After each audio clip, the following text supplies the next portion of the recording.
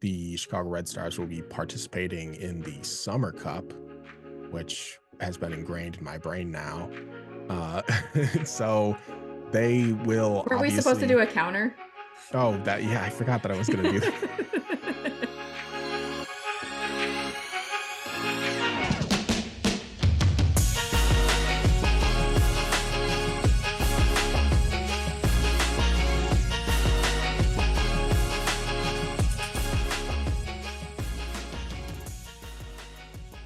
Welcome to Red Stars Report, a podcast dedicated to bringing you the latest news and commentary on all things Chicago Red Stars. I am your host, LT. And I'm your co-host, Liz.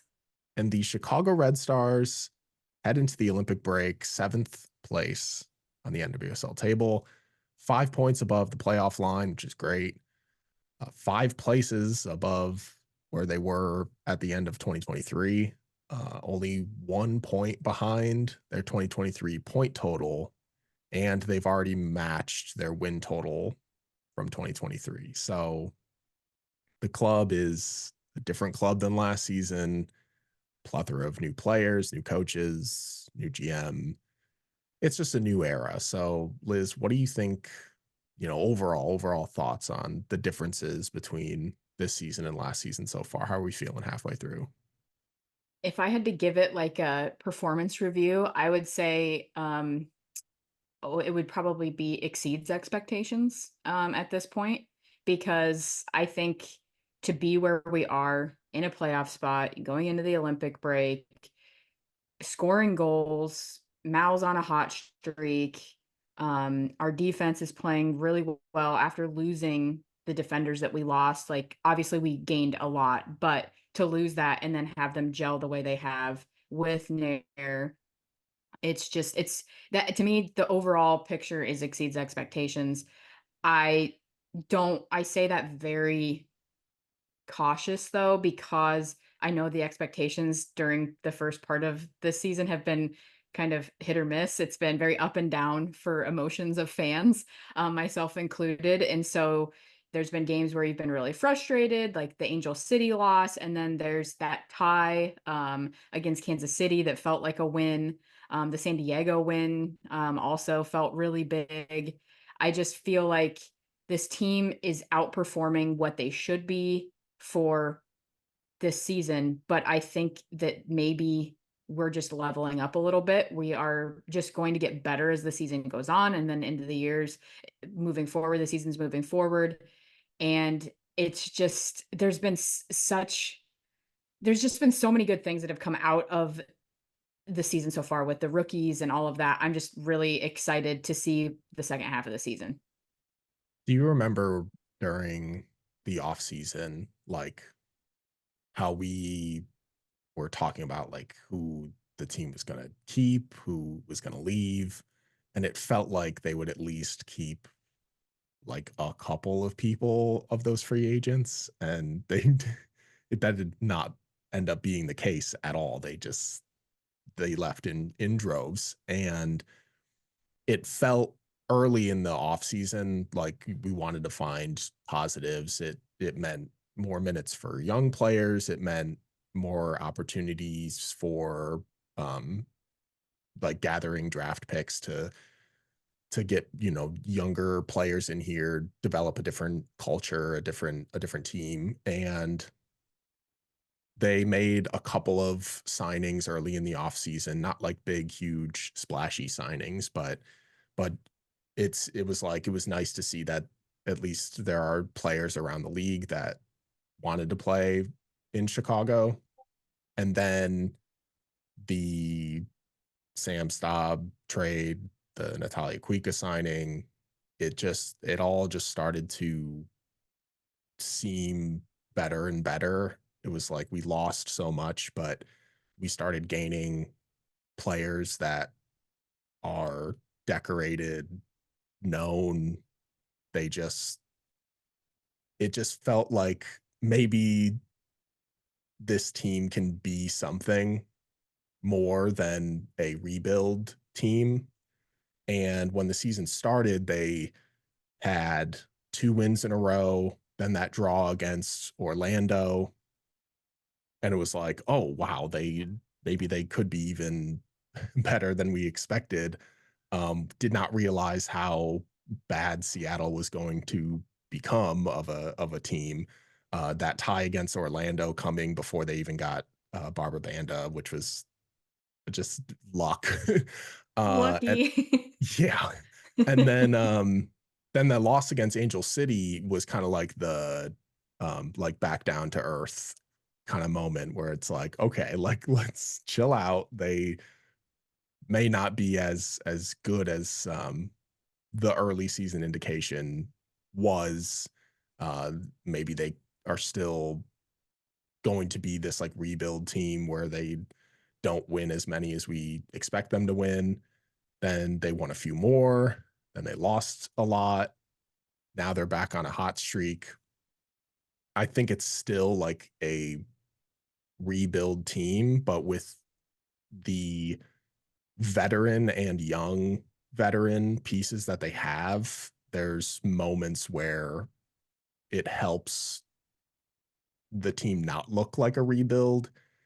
Seventh place, obviously, you look at seventh place and you're like, that's not a team that's in a rebuild. I think in the predictions that we had at the beginning of the season, I don't remember if I said seventh or eighth place. But halfway through the season, I'm close to the prediction, so I wasn't gonna shoot for the stars and say, top 3, top 5. I said 5th or 6th, I believe, so I'm a little Th bit higher. they could still get there, but, especially with, the addition of another player, another name that is known around the world, in Julia Grosso, but and just the development of the rest of the players, them fitting better together, playing better together, the tactical changes that have been made, Getting everything, healthy. getting healthy also very, very important. The things that that stood out to me were we have 10 goal scorers this season so far. Mal leads the way with 7, and then Penelope and Allie are tied at 4. The rest of the 7 are tied at 1.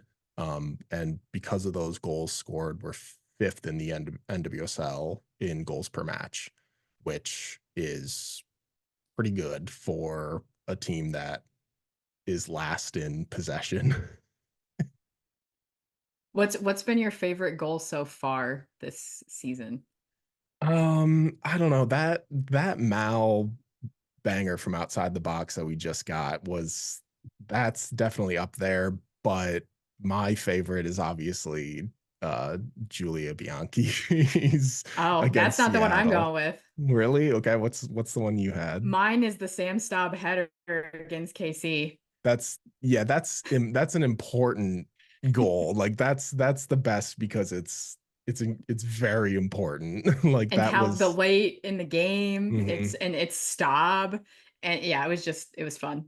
I love that. Yeah, the I just choose the Julia one because I had said early that she would score like she all she does is shoot shots from outside the box, and I was like, she's gonna get one of those one day, and then she did. So I was very, very Well, happy. and I think we need more of that just as a team. I think sometimes we try to get too cute with it and Mm. just shoot the ball. Just shoot the ball, and we'll get there. And I hope Julie gets more minutes in the second half of the season.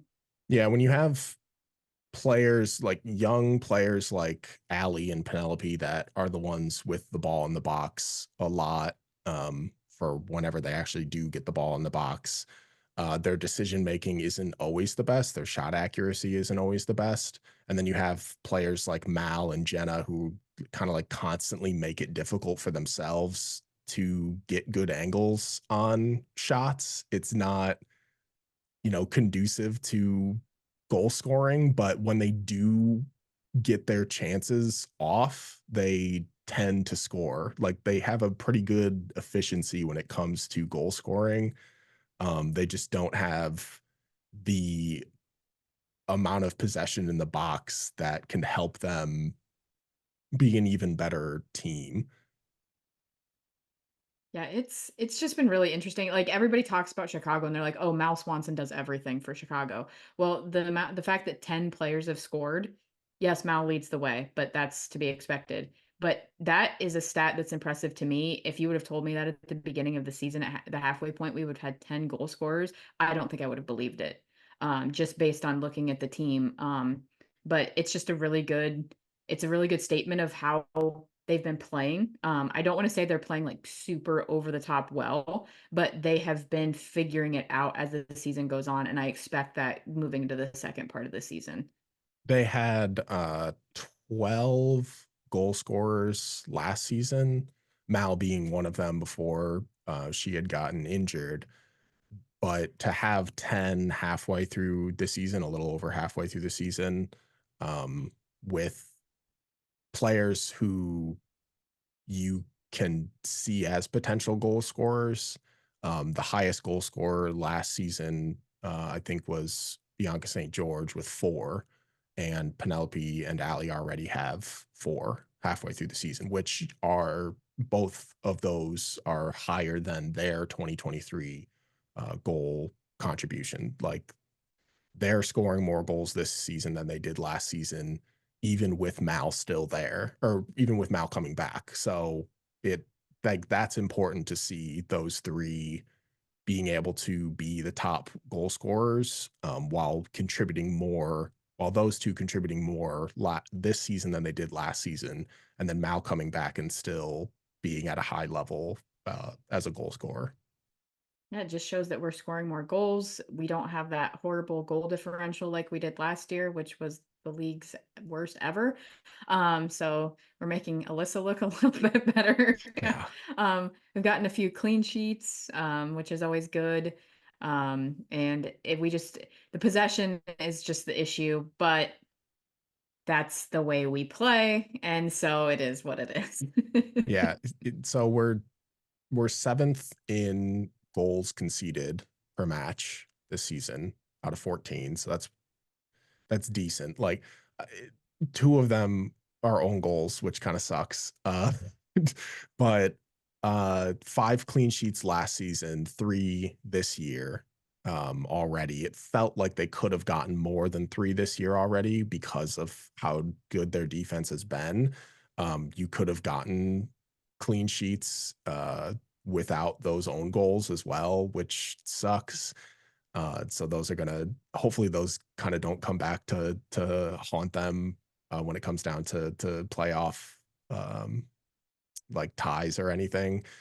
But um, so they're first in clearances, which is obvious Not surprised. because Not they surprised. that's where the ball lives when you're playing when you're playing the the Red Stars. Like you mentioned, last in possession. The biggest problem that I've looked through is the last in pass accuracy. Like that's a place that they've struggled immensely, which is an issue. But the possession is one thing that we've talked about a lot, and it's obviously it seems like it's their one of their biggest issues. But the crazy thing is when I was doing a little bit of research into their possession stats, in every match apart from the second match that they played against Seattle, anytime the Red Stars had more than 43% of the possession, they lost.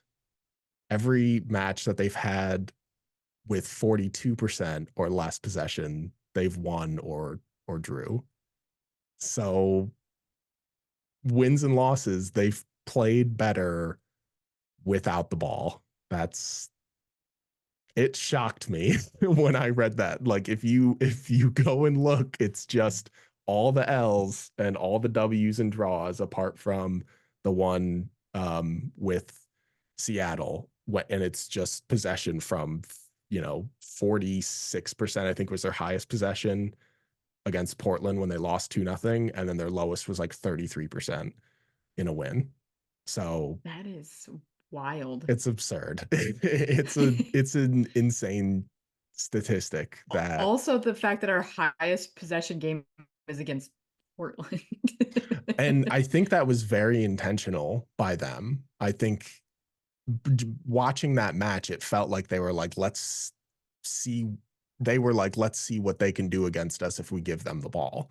And we did nothing. So Well, I guess if you think about it, if we have horrible pass accuracy, we're going to turn the ball over, and mhm, if you're going to dispossess us in their offense and our defensive half of the field, then you're going to probably get some sort of odd man situation, and there you go. So it's not a bad strategy. Don't want to give no one's strategy out listening there, to but like, this. hey, you never know. I'm just saying. But you know what I mean? Like it's not a bad idea, but Yeah. it's interesting nobody else has really implemented that, but maybe nobody else can because a lot of teams like we don't press all that often, like because we just can't. But when we do, I feel like we're better. I wish we would do it more. Yeah, the team's sort of tactic is defend as the forwards, hope for, a possession change and push. Like that's what they do. They're very transitional, they're very um breakaway, which is not that big of a challenge when you have really fast players like Mal, like Penelope, that's their game is getting into the open field and driving the ball forward. It when we sit here and talk about, we hope they get more possession. Even on that statistic, I still think that it's not about like possession is not a stat that means a whole lot. If you have quality possession when you do have the ball, you can have 33% of the possession, but if you have quality passes when you do have possession or actually get the ball down the field quickly and score, which the Red Stars do in their wins, the possession means nothing. And clearly, based on that statistic, the when they have the ball less, they play better. So it's Well, I strange. mean, how many games have you seen where at different levels where teams low block? And so a team has a ton of possession, but it might end in a draw, or the other team gets a breakaway and they have like hardly any possession because they low blocks. They're like, hey, break us down. And I mean, that's not what's happening with the Red Stars, but like that's a thing. Yeah, as you said, possession's just, it doesn't mean a lot. I just wish that we could hit 40% or higher more consistently just as a thing to put less stress on our defense. Yeah. But if you're possessing the ball in your defensive end, like that is bad. Like you don't want the ball there. You want the ball on your offensive side, which I feel like a lot of our possession is in the defensive end anyway. But that's how we play. Sam Staub has acknowledged it in post-game interviews. She's talked about that's just what we do. We know we're going to be defending a lot. So it is what it is. Yeah. I think from last season to this season, this defensive line and Alyssa seem a little more suited to the um, playing without possession. They last season they had more possession. They made more accurate passes. It was not part of their game to sit back so often. But when they did, they didn't do that great of a job. And then there was, the switch off between whether they were playing in a three back or a four back that they would do constantly. They would play in this like hybrid three back where um, Casey was the fourth back, but she was always playing up really high, which seemed to sort of work for them near the end of the season. Um, but this season, it just seems that back line seems very organized. Alyssa seems to be very much in charge of them, and then you insert new players from the beginning of the season to now, and it's just gotten better. I mean, they got two clean sheets in a row with this back four that they've been playing with. So it's just things have changed from the beginning of the season uh, to now, and I think that's the most important part. Every player, um, apart from one of their 26-person roster, has played minutes this season. Lauren has been very intentional about trying to get minutes to certain players to see what they can do. And in training, it seems like that's where he makes his biggest decisions. Where if a player's if a player who doesn't see a lot of minutes is performing well, he'll give them a chance if they seem hungry. It's only been our third goalkeeper, Sydney Schneider, that hasn't seen minutes, and then Sammy Feller, who just came off the season-ending injury list, obviously hasn't seen minutes because there hasn't been any matches other than the last one that we played since she got her name off of that list, and then Julia Grosso, who hasn't even been with the team yet. But four players from the first starting 11 of the season aren't in the starting 11 now. Julia Bianchi and Taylor Mallam are the only ones who have seen minutes recently. Nadia Gomes and Maxi Rawl haven't seen the field in a while, and all four of those players were in the starting 11 against that Utah in that first match. So the the structure of this team has changed from the beginning of the season to now, and you can kind of feel that what the team is now is closer to where they want to be than where they were at the beginning of the season. Yeah, I think the expectations at the beginning of the season with the lineup were different than what they are now. I think that you're seeing players getting slotted into roles that fit better. There were some questions about like moving Tatum from one side to the other, but then that makes room for Kuika, and Tatum's been playing really well. So it's just kind of solidified that back line a little bit. Maxi Rawl, I feel kind of bad for her because I feel like she was doing really good things, but kind of lost out, got hurt, and that's kind of what happens sometimes, but I'm hoping that we see her from time to time. I think that she brings some good energy on the field. And Bianchi, I have said it 1,000 times, and I'll just keep saying it, that I think that she brings a lot of good to the field, especially in a stat that we fail a lot with pass accuracy. And so that would be nice to have a player out there that consistently is a very, very good passer, excellent with balls up to the forward line, through balls, things like that. I also think that that's something that Staub and Kuika are really good with, or balls even to the front line. So I think that that connection will be even better. You bring in Julia Grosso. We know that she's going to be really good at that as well. So I'm hoping that our pass accuracy gets elevated in moving into after the Olympic break. So it'll be good. I'm excited. Again, I'm tempering expectations, but I think that they're exceeding what I had expected to start the season based on how last season went and all of the shakeups that happened. But it's a good thing. And there's going to be ups and downs again, I think, in the second part of the season, because things happen. And I hope that we can just stay in a playoff spot because I think that we deserve it. I think the biggest like player storylines, I think there's a few of them.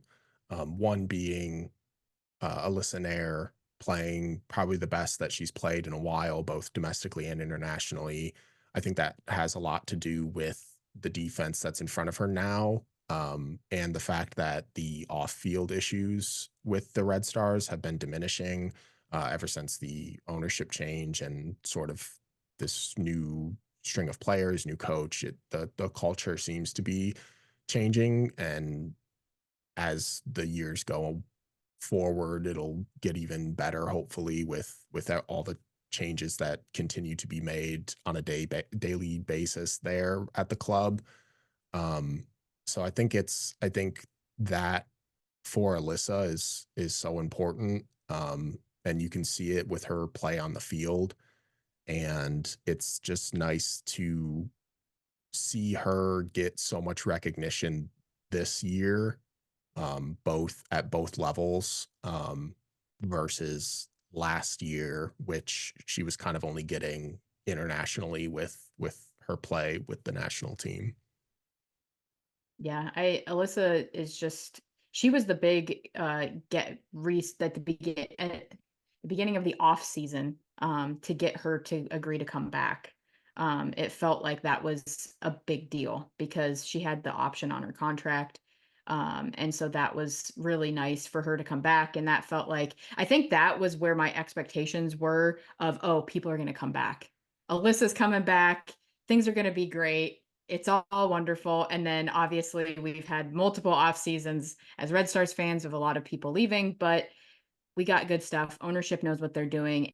And clearly they had that conversation with Alyssa about their thoughts on the future. And she must feel comfortable with what is happening. Obviously, there's been so many exciting things like the signings that they've had, the Wrigley game in the first part of the season here. That's fun. That's exciting. That's stuff that players want to be involved in. And they've just the team itself has done such a good job with marketing. I feel like as best they can um at this point. Hopefully it gets better. Hopefully they can get a stadium that's actually in Chicago. But yeah, Alyssa, I think that Sweden game just propelled her and just made her more determined than ever to go on a little bit of a run here, and she's played really, really well, as you said, domestically and internationally. And I'm just so happy for her. And I'm glad to not constantly read comments of people questioning her abilities. It's more people know that she's number one for the Red Stars and for the US. And I hope that she just continues crushing it in Paris, as well as the next part of the season for the Red Stars. It was picking up her option was probably the most important piece of the offseason, because the Red Stars don't have a developed backup keeper to just slide in and like have the even a fraction of the experience that Alyssa Nair brings. The Sweden match during the World Cup absolutely was a defining moment of her career and her future. And she just took all of the emotion that came from that and put it into her work and her drive and her spirit and just everything that comes with continuing her career at this stage. And she did it both for club and country. And I wouldn't want anybody else in goal right now for either the US or the Red Stars than her. She is an incredible person, incredible teammate, and does wonders on and off the pitch for everyone around her. And that's like that is the most important thing to me in difference of last season versus this season, player wise. I love Alyssa. I just love everything that she brings to the table, and we're lucky to have her. I mean, yeah, one day I'll wear my jersey on one of these episodes, but she's just we are so incredibly lucky to have her, and I hope that we can have her for as long as she continues to play, because she's great. And I I just I that yeah, I don't know if I've said this on here, but I was at the World Cup game against Sweden, and watching it live, I had no idea what happened, but the energy that she was exuding with just in that game, some of the saves that she made, just after the whole situation happened, like I stood there shocked. Um, how determined she was to say, I stopped that you could just feel. I think she harnessed all of that built up frustration, and it's now sitting in her core, and she is using that to just go on and go off and just play incredibly. Because I can't explain the energy that was in that stadium that night. I know they lost, but just the energy that she was giving off, and she was so adamant that she saved that ball. And I I'm not happy it happened, but she has played exceptionally well since then, and she did in that game too. But I'm really hoping that in Paris, she just shows out big time. I mean, just think about the penalty shootout she's been a part of since the World Cup. They've been like Insane. historic. They have been legendary. Like no one will forget those penalty shootouts that she's had since the World Cup.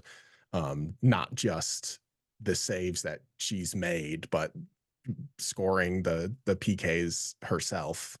Um, I am I am waiting for the day that it would be cool if she was the one who makes the kick that wins it or something like that would, instead of being the one who makes the save to win it. That would be cool. It can happen. It can happen. Yeah, absolutely. Her contract for the Red Stars is up at the end of this season, so we'll kind of see what happens with her future with the club. And then we'll see what happens internationally after the Olympics with her. I'm sure she'll continue to be a part of that team. But the other big storyline this season has been the return of Mal Swanson after her injury partway through last season.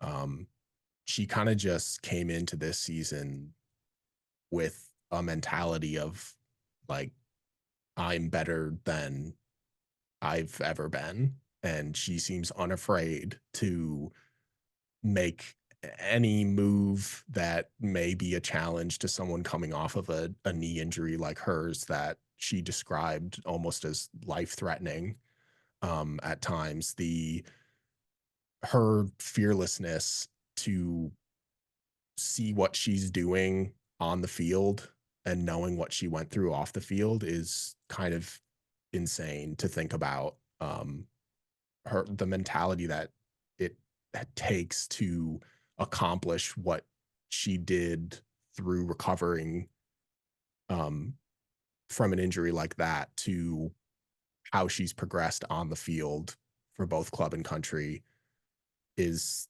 it's just unreal. And she's just getting better, which is crazy. Like she hasn't even peaked from like she's just getting better.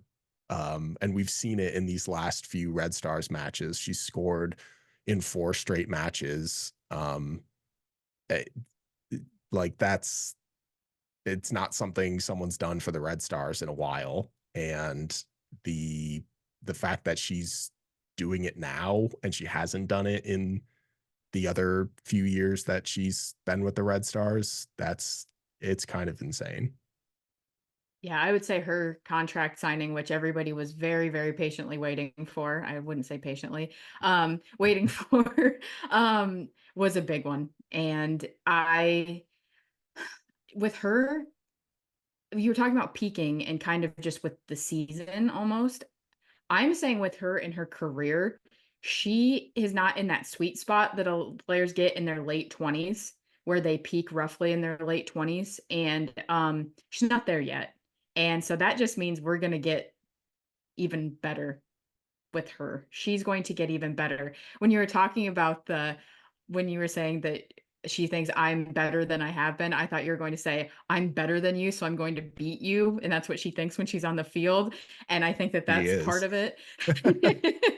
Because she's not afraid to just take anybody on. And you love to see it. She does it at the national level. She does it for the Red Stars.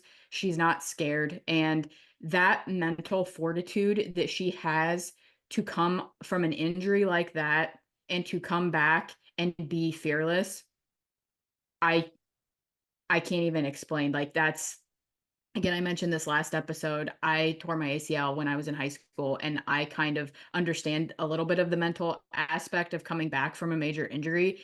And I can't even explain like how impressive that is because it does get in your head big time. And a lot of athletes talk about it. Some people never get over it. And the fact that she has come back and has just been like, okay, I I just I love it and it shows who she is. It shows how strong she is mentally as well as physically. And I wish her nothing but the best as well in Paris. And I hope that I mean, if she continues on this scoring streak, she's going to be right in that conversation for the golden boot at the end of the season. Yeah. She's what, 3 goals off, 4 goals off from I the yeah, I Golden think so. Boot. I mean, with the way that some of those players are scoring brace after brace, it's kind of I She don't know just needs how some hat tricks. She just needs she some just hat needs some tricks. hat tricks. That's true. Hopefully a certain player that just signed will help with that distribution to her. Um, the the other storyline that I think player wise has been um, really fun to watch this season has been the rookie draft class of 2024. B. Franklin, Leilani Nesbitt, Hannah Anderson, Jamise Joseph. Um, those four were the four rookies drafted that signed with the club, and all four of them have either climbed their way into or are close to climbing their way into the top 15 on the team in minutes. Leilani Nesbitt and Jamise Joseph have both at least scored a goal and had an assist to their name. Like, that's good. Hannah has been a major contributor filling into that center back position. And then B. Franklin is just getting more minutes and playing better each time that she's out on the field. Um, Leilani's been moving around a lot, still finding where she fits best in this club. And Jamise is sort of that like super sub off the bench that makes an immediate impact. I think all four of them have at least, had their contributions to this club that maybe you want to see in your rookie class, but you don't know how much time they're actually going to see on the field. But all four of them, as of late, have been seeing more minutes than some players who have been on this team or in this league for longer than they have. Yeah, I just assumed that we were going to see a ton of the draft picks playing because of all of the mass exodus that we had and what was going to happen, and it was a rebuild, and so you just assume, and they have been playing, and they've been when they get opportunities they have been contributing so much to the team.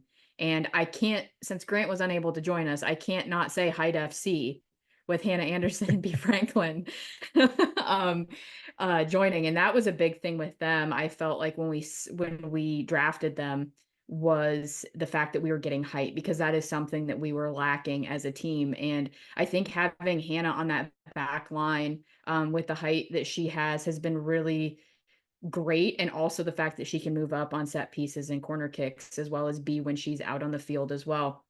And Hannah Anderson's definitely going to hit that top 15 because she, I think, has solidified her spot in that back line for sure. And I've just been impressed with the rookies because it's tough to come into this league and produce right away and be a contributing factor on the team. When you get limited minutes, you try to make the most of it, but sometimes it's hard because you're coming in maybe for 10 minutes and you're trying to make an impact. But I just have been very impressed with all of them. They all seem pretty composed on the field for rookies, and that's something that's really tough to do. And I I don't know. I think that we, if I had to give our draft now a grade, it would probably be a B plus, if not an A minus. I think that it was really, really solid because you had everybody signed, everybody's playing. And I don't think you can ask any more than that. And people are contributing. And I think that Hannah Anderson is going to get at least an assist or goal by the end of the season, if not both. Definitely gonna. I think B and Hannah could very easily get a headed goal I didn't want to on get a too ahead of myself. corner or something.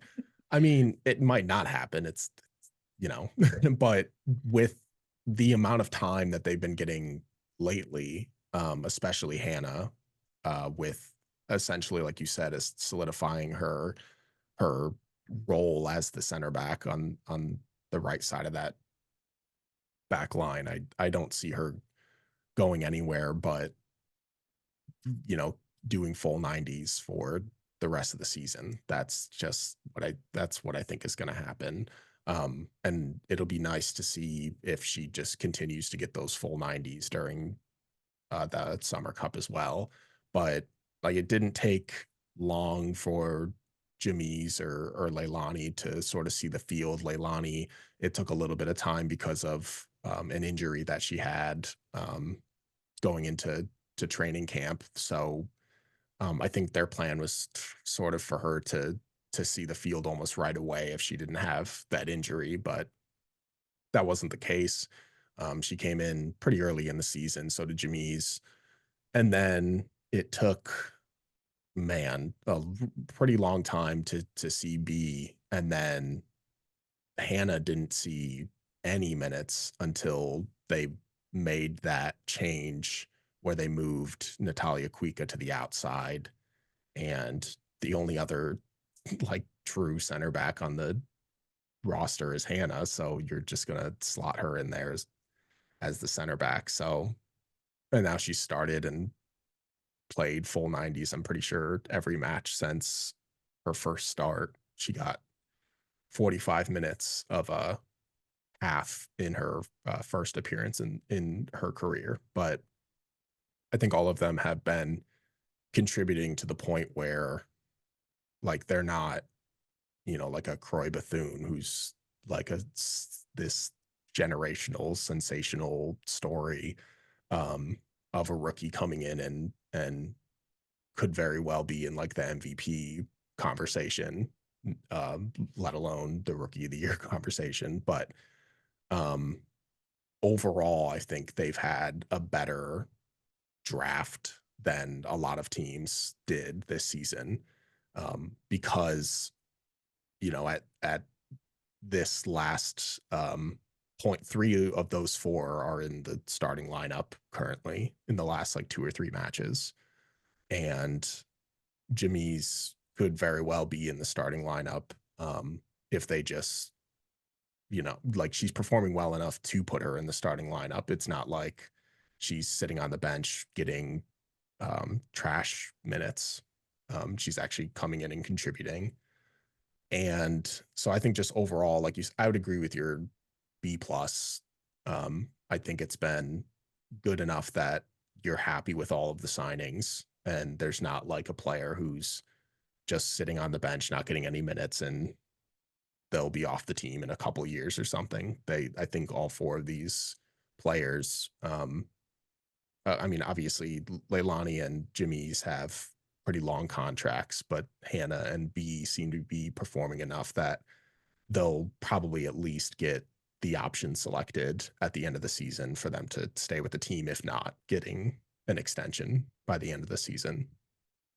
Yeah, I would hope so. I think that, as you said, they've played well enough. It's just impressive. I feel like you don't get that a lot with drafts when all your picks are contributing in their first season, and then you look at Hawking and Schlegel, and I think there's no sophomore slump there with them. So that's also a positive on the first half of the season, and I'm just excited. It's fun. It's fun to be in this spot and not be last bottom of the table. So that's really nice. It is nice. Back to Alyssa and Mal really quickly. Uh, they're both, like you mentioned, going to be on that Olympic roster. The newly signed midfielder Julia Grosso is going to be on Team Canada as well. We saw Natalia Kuika play, and she'll play another match here soon during this international break. Finland's not in the Olympics, but it's been nice to see her back out on the field. But with the U.S., Alyssa and Mal in that match, both um, they're very much going to be the contributors in the Olympics. Alyssa's going to start in goal. She got celebrated for her 100th cap. She had her 105th cap in this latest match, but they were celebrating her 100th cap, which is a historic moment for her in her career. I've I've obviously I'm a huge Alyssa Nair fan, and to see her get her 100th cap and then be celebrated for it a couple months later has been um, really special to see, because I want her to continue with the national team to getting gold, raising trophies, everything. Like by the end of it, I want the majority of people to look at her and say that she was the best goalkeeper that the US has had. I want that for her. And I think if no one says that about her as for her accomplishments, I hope they say that about her as a person and a teammate. And Emma Hayes came in, and Alyssa missed that first camp with Emma, but I did see a quote from Emma in the last or after this last match that I thought was actually really cool. I'm going to pull it up here in a second. Um, she said, I got some really good insight into how much she loves crosswords, but I got a sense from everyone that there's no greater teammate than Alyssa Nair in terms of how she puts the team first and what she's done over the years. So if Emma can come in and do one camp with Alyssa and already sort of gather that, that should tell you everything you need to know about her. Yeah, I mean, what's there to say about Alyssa? She's just had such a fantastic career so far, and to celebrate her 100th cap, get the captain's armband, and it also be a very special day with celebrating the 25th anniversary of the 99ers on top of it. Like, just, it was a very, very cool day. It looked like she got a box for her family. They were all there. They came out on the field with her. Um, it's so fun to see a keeper get 100 caps, which does not happen very often. Yeah. Just overall, and especially with the US. And she just deserves everything. And as you said, Emma, with that quote, when I read I kind of just laughed because the crosswords, everybody knows Alyssa loves crossword Yeah. puzzles. And it's so fun. And that she is a fantastic teammate. Everybody always talks about it. And there was an article that came out about how Trinity Rodman and Alyssa are really good friends. And she apparently paid up on a deal that they'd made where she took part in one of Trinity's TikToks. And she said, okay, that's it. I'm done. I did what I said I was going to do, and now I'm done with it. That was very entertaining. I seeing her say that just like straight face, just like, now I'm done. Don't you'll never see me on TikTok again, basically. Very good, very good. But yeah, watching her lead these young players into the Olympics will be really fun to watch. I mean, Trinity was like, this is my mom, and and and how much she looks up to her and stuff, and I think all the players look up to her regardless of how long they've been with the team or how long they've even known Alyssa. I think she is their leader. I when I didn't realize that they were doing that celebration, and when I saw Captain Alyssa Nair, I was like, "Oh my god, did Emma come in here and just swipe the captain's armband from Lindsay and give it to Alyssa?" Because we didn't know that, because she wasn't in the last camp, so um, and that was Emma's first camp, so we didn't know what was gonna happen, but I didn't realize that the celebration was why she got the captain's armband, so my immediate thought was just like, Captain Alyssa Nair on both the Red Stars and International, like, that's crazy, but, even without the armband, she is, one of the most important leaders on that team, and hopefully she'll lead them to Olympic gold, and then the other player that's obviously going to help them towards that gold medal is Mal Swanson, who is back and better than ever. Yeah, the game was a little frustrating, I think, for that front line just in general, but they created a lot of opportunities, a lot of chances. It was interesting to see Smith, Rodman, and Swanson all play together because pretty much what they do is what Washington does on their front line, which is everybody's playing everywhere. We're all just going to Yeah. rotate and everybody's going to be all over the place, which creates chaos for defenses. And it's a good thing, but also it can create some issues just in general. But Mal was doing typical Mal things where she was cutting off her own angle and then trying to shoot near post. But overall, I think the goals will come. They had 70% possession, and Like they dominated the game. They just didn't put the ball in the back of the net. But Mal is going to get goals. She is going to score goals. Her and Sophia Smith have a really good relationship up top. They just haven't had a lot of time since Mal's been back to play a lot together. And so I think it's coming. And then they will be playing their last tune-up game against Costa Rica, and so hopefully they can gel a little bit more with that, and then off to Paris. But I'm looking forward to seeing Mal. I think that she's going to take this Olympic tournament, and she's really going to prove herself. And that front line is scary. I'm just going to say it. It's scary.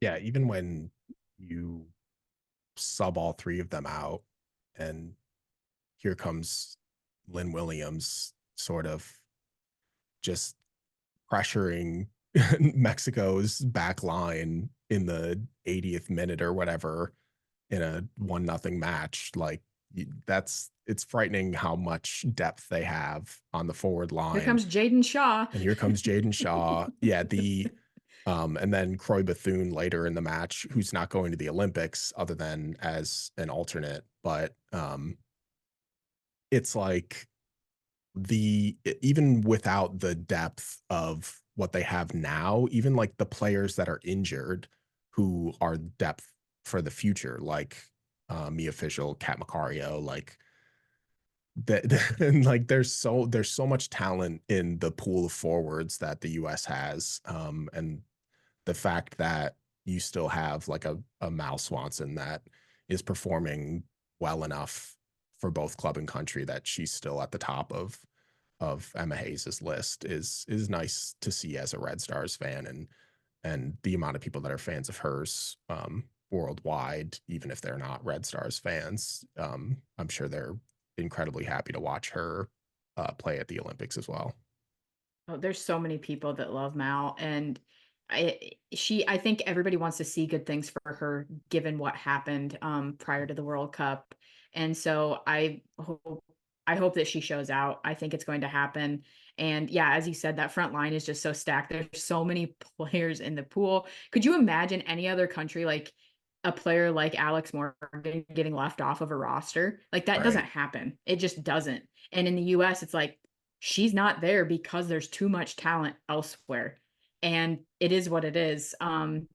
And Croy Bethune's going to be an issue for everybody moving forward. And I love it. I don't love it when we have to play Washington, but I love it for the national team here at this level once. But yeah, she gets to travel. I love that we are bringing some youngsters to get that Olympic experience because it's so important for them to come into a major tournament like this, even as an alternate, to see what life is like because it's way different. High stress, high energy, all of the pressure that's happening to move into that World Cup that's coming up. So it's important, and especially even for players like Mal that have been she missed the last World Cup to get into that major. I know that people are saying, "Oh, I don't have the expectation that they're going to win gold."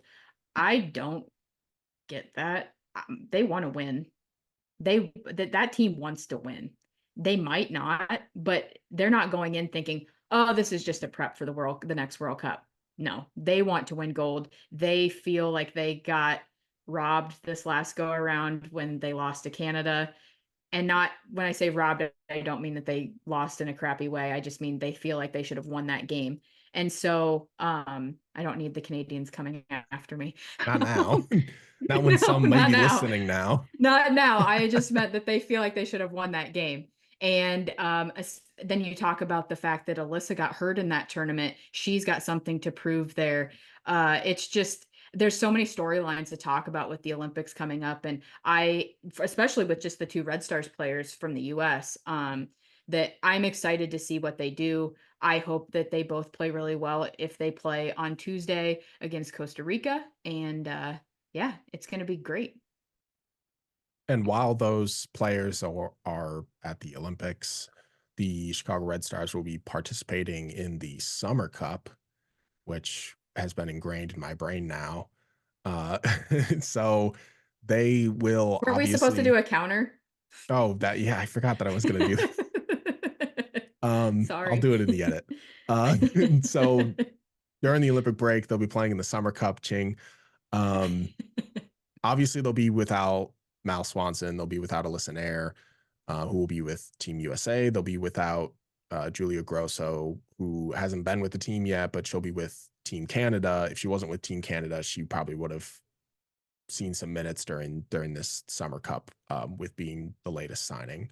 Um, so the Summer Cup is a tournament that includes all the NWSL clubs and the top 6 most points achieved clubs in Liga MX Femenil in Mexico. The Red Stars will play their group stage matches starting with New Jersey, New York, Gotham FC at SeatGeek Stadium on July 20th. Then on Friday, July 26th, against Guadalajara at SeatGeek. And then Wednesday, July 31st, against Washington Spirit in Virginia.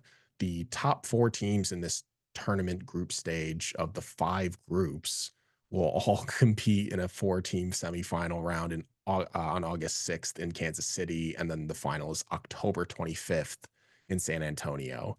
So you can win your group and still not make the semifinals, which is nuts. But Chicago's first match will be this weekend. We'll see New York without Rose Lavelle, Emily Sonnet, Crystal Dunn, Tierna Davidson, Jenna Neiswanger, Lynn Williams, or Ann Katrinberger. So a completely different squad will be seen this weekend than the one that the Red Stars faced in their loss against Gotham earlier this season. Did everybody follow all of the setup of that tournament? Because it's super confusing. um, It's absurd. yeah, I like the tournament because I think it's going to give a lot of opportunity for players that might not be seeing minutes, especially like for a team like Gotham, for example. They are going to have players that get to come in that might not get to play as much. You look at Chicago, they're going to take this opportunity to get their rookies more minutes. Some players that aren't seeing the field as much are going to get to come in. You can kind of mess around maybe with if you want to try different tactics. Now is the time maybe to try that. I know you might not have all of your normal players, but still you can try out certain things. I think it's going to be fun. I think that we kind of got a little lucky with Gotham and Washington because they're lacking some players. Yeah, just a few.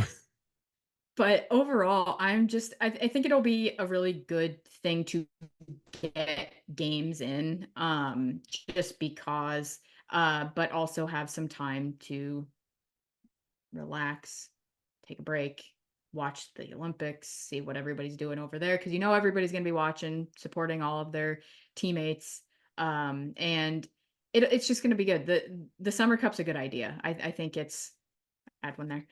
It's a good idea to have because you don't want them to not be playing for during the entire break. So you want minutes and not playing like scrimmaging against each other for 3 weeks. So let's see what happens, and hopefully Julia Grosso plays okay, but Canada doesn't. Sorry, Canada.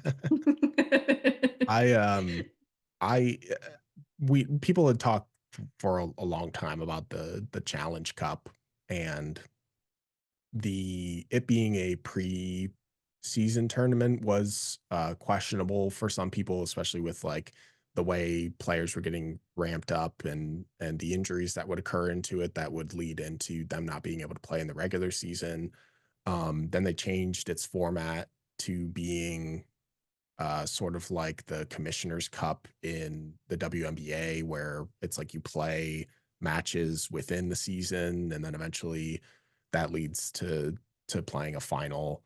Um, and then that was kind of strange because you never knew which were Challenge Cup matches and which were not Challenge Cup matches, and then they changed it completely this season to just being one match against the Shield winner and the final winner or whatever. And people were still mad about that. So I Yeah, so to have this big Olympic break instead of players sitting and essentially going on vacation for a month or more, at least they'll have something to continue their form, to continue to build on these younger players who don't see many minutes, depending on how coaches feel that this like the meaningfulness of this tournament.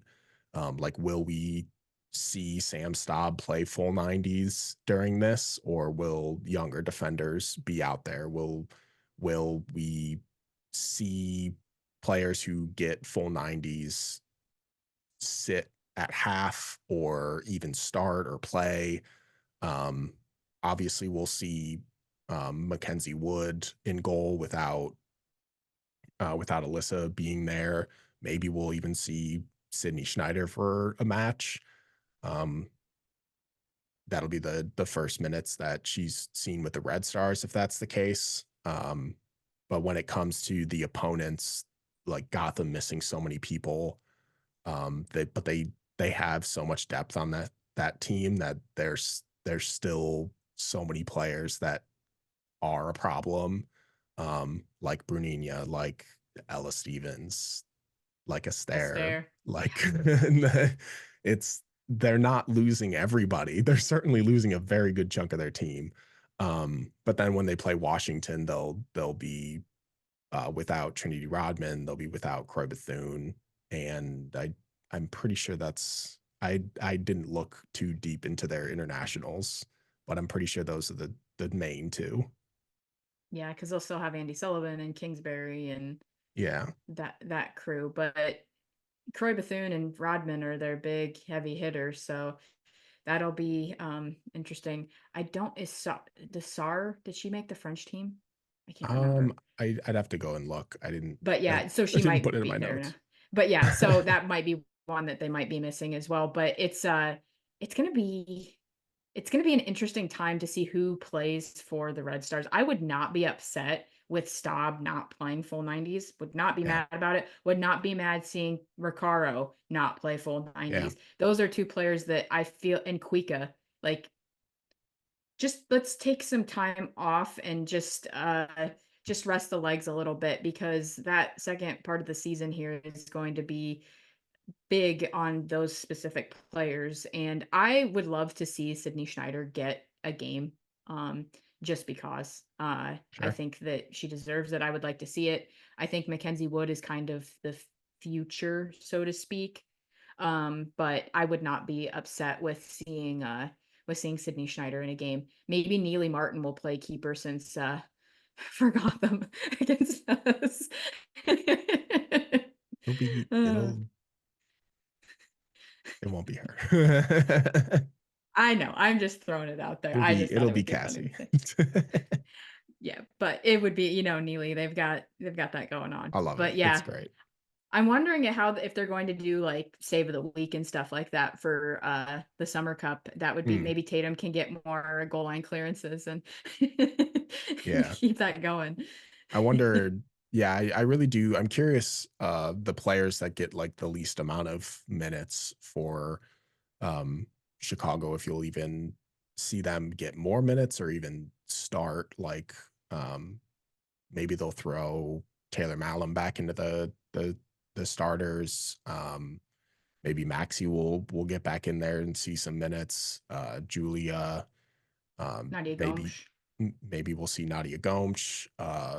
Maybe they'll see more Ali Cook. Not I'm not quite sure what Lauren's plan is. Like we used to see with the Challenge Cup, there were some teams that were like, we will win this and we'll dominate everyone. And then other teams that were like, we're just going to get some people some minutes. And if we lose this tournament, it means nothing to us. Once they added that like $1 million uh, prize, then it kind of became more of a big deal to teams. But when it was just like a preseason tournament, there was not much to it. When it comes to this tournament, I feel like there will be a lot of clubs that are just like, well, let's just get our younger players some more minutes and we'll sit our veterans. Which I kind of hope that Chicago does. I really don't need um, any sort of injuries during a tournament like this for the high impact players. Yeah, I there's gonna be some teams that are gonna probably going to play starters because they're trying to still figure it out. I would assume like a Seattle and a Utah, maybe even Sure. an Angel City. might be trying to play some players.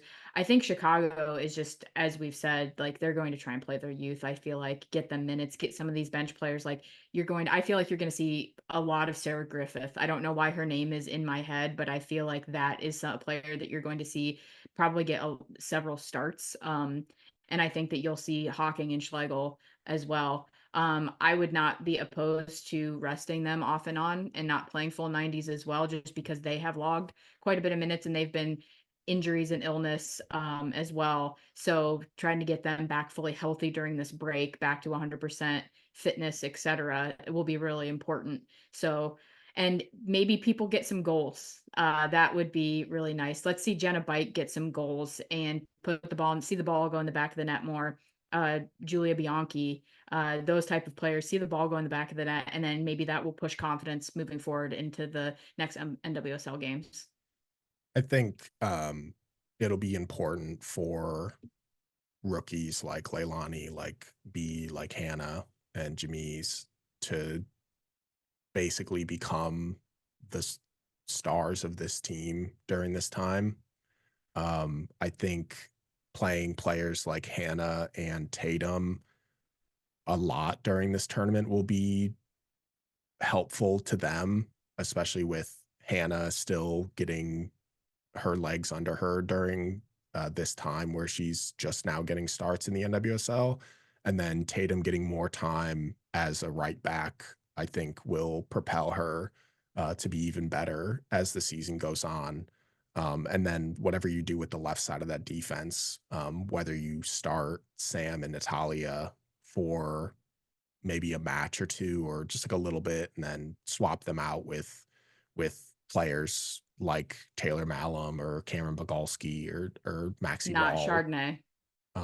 No,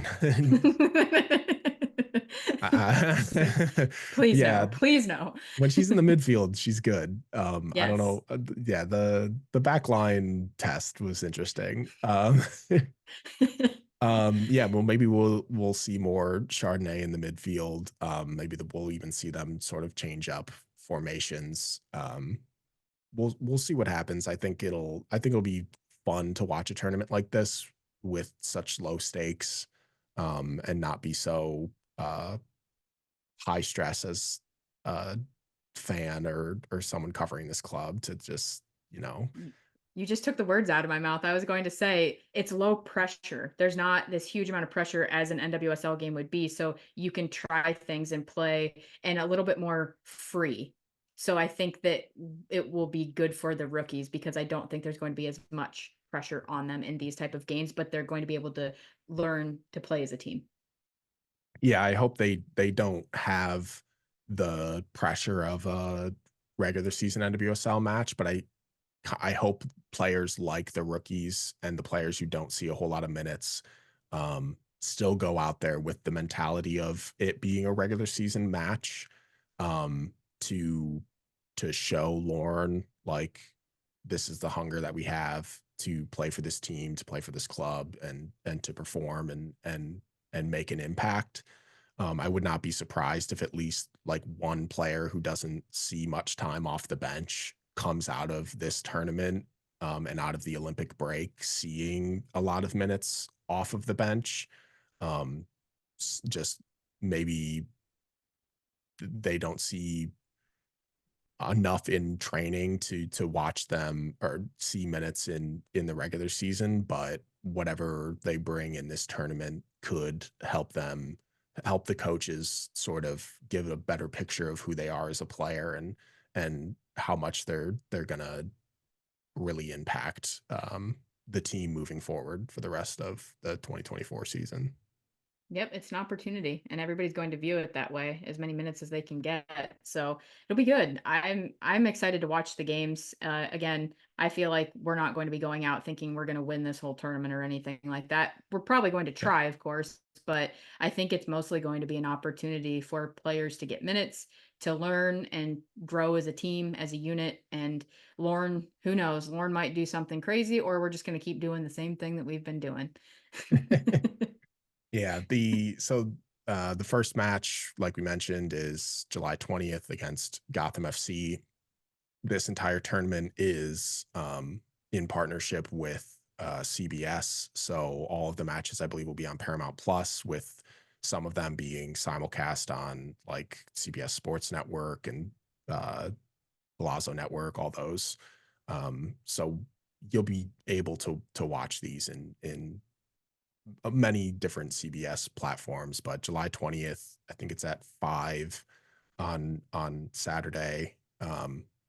Against Gotham. Will I hope they win, because I hope this team always wins. But we'll be back again to recap that match, and it'll be really exciting to sort of have more to watch even with the Olympics going on. Fresh takes, fresh players to talk about. Yeah, absolutely. And with that, we'll wrap things up for this week. You can find us on Apple Podcasts, Spotify, and YouTube. Make sure you're subscribed on all of those platforms to know when our next episodes go up, and make sure you're following us at Red Stars Report on our social media channels to keep up with the latest news between the episodes. Don't forget to join our Discord community, especially during the Olympics. We're not just talking about soccer during the Olympics. We have an entire category dedicated to a bunch of different sports that are going on during the Olympics. Everyone's very excited about that. So hop on the Discord with the link in the description, or scanning the QR code that's on the screen on YouTube. The next time you'll see us, we'll be recapping that Gotham FC match and anything else that's been going on in the news during this time. And with that, we'll see you next week for another Red Stars Report.